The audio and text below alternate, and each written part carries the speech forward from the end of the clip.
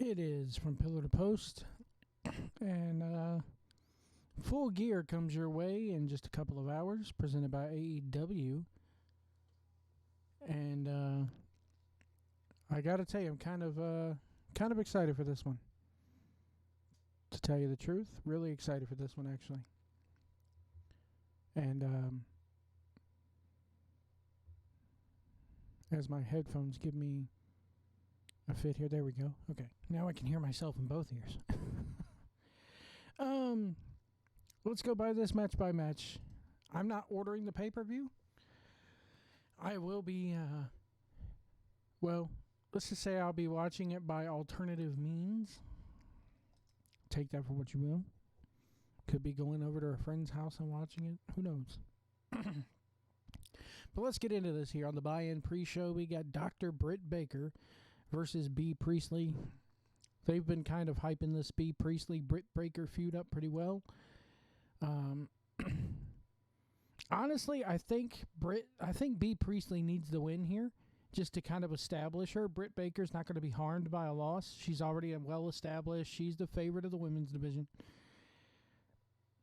Could I see them doing the Brandy Rhodes voodoo witch thing and bringing out Kong at the end of it? Yes. Okay. So here's how this works. If B. Priestley wins, Kong destroys both of them. If Britt Baker wins, Kong comes out and just destroys Britt Baker, and that gives Britt Baker her next opponent. Or, if they go the former, then they could do the three-way down the line. There's a lot of places they could go, but I think we will see Kong in some way, shape, or form tonight. They've been hyping it up too much. If you don't see her tonight, you'll definitely see her Wednesday, when I believe they're in Nashville. Joey Janela versus Shawn Spears. This was put together a week ago on their Dark show, AEW Dark, and they kind of furthered it this coming week.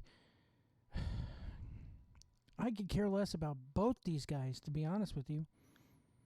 But I think Shawn Spears needs a win here.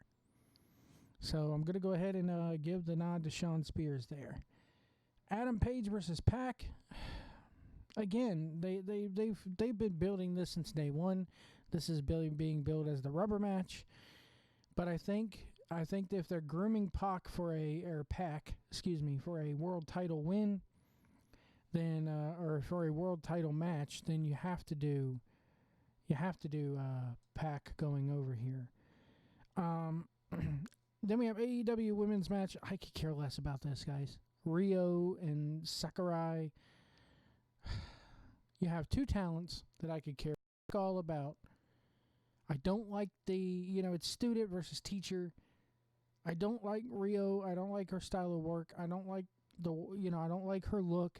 I think she's too small. Then again, the smallest people generally put on the greatest matches, so who am I to judge?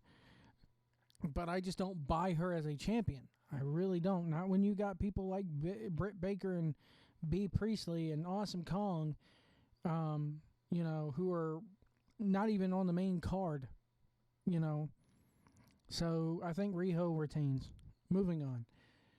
The Tag Team Championship, which is basically a fucking rematch of what we got in the tournament 2 weeks ago, only they've thrown the Private Party in. It's SCU versus the Lucha Brothers versus Private Party. I could see SCU retaining here. This is going to be the flippity-floppity-flappity flu of the night. So I just look for this SCU retains. You're going to see a lot of high spots. This is a spot fest. I think that's the only reason why.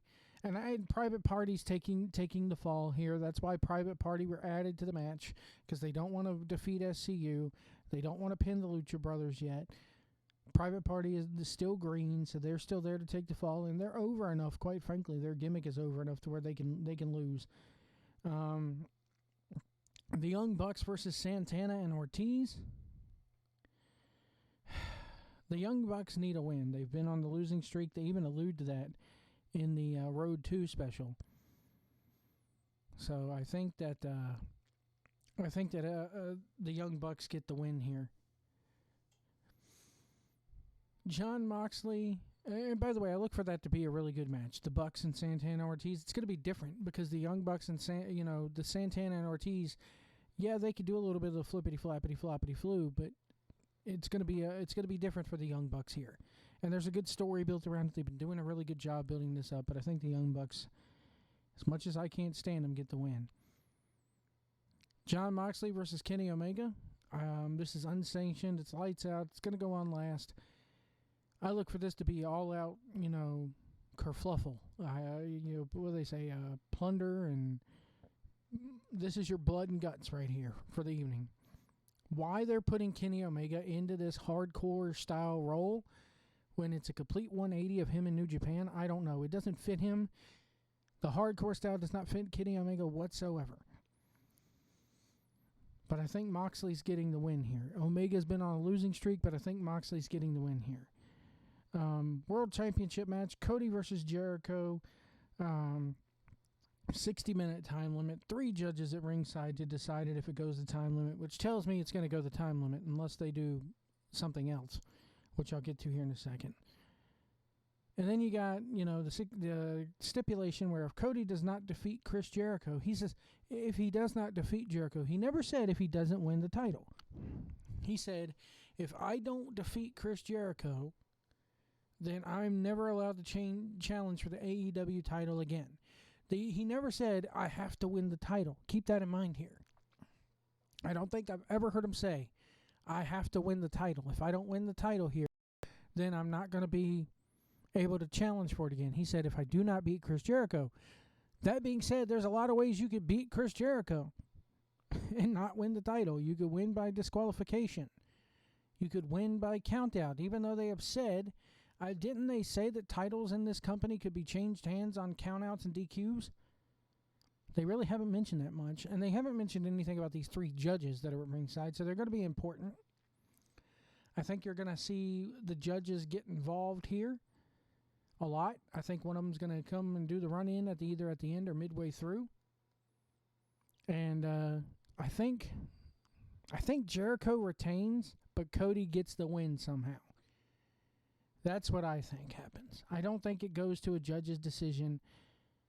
I think that, or they could, as stupid as this sounds, but it's pro wrestling, they could go, yeah, the judges liked you, but they're going to get, the judges give you the win, but they think Jericho somehow. I don't know.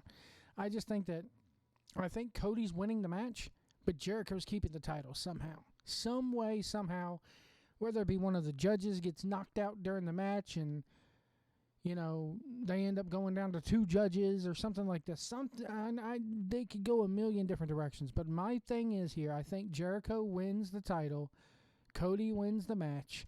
Therefore, they can live up to that stipulation and have a rematch next month. But yeah, the judges are going to be something to see. I'm curious to see who they are. But that's pretty much it. A short video here, short little 8-minute video. And I'm thinking about going on the air after this. I need to get in touch with Jeff Edwards, find out what he's doing. But that's it from here. We thank you guys so much for watching and listening. Hit that subscribe button, hit that like button, hit that little bell icon. That way you're notified every time I put up a video or go live. And we'll see you down the road.